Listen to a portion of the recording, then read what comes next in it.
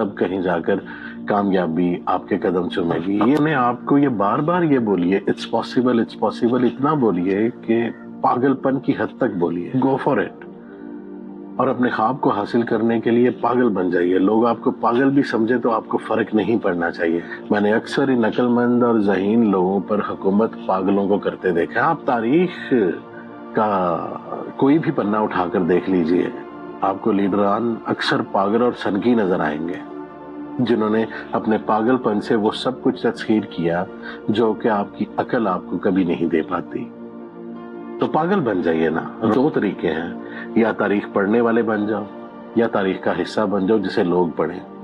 تو پاگل بنو گے, پاگل پن کی حد تک جاؤ گے تو ہی تاریخ کا حصہ بنو گے. وہیں پر بات کریں اگر ہم اپنے تیسرے پوائنٹ کی, مت توقع رکھا کریں ایسے لوگوں سے جو کہ اپنے آپ سے بھی جھوٹ بولتے ہوں.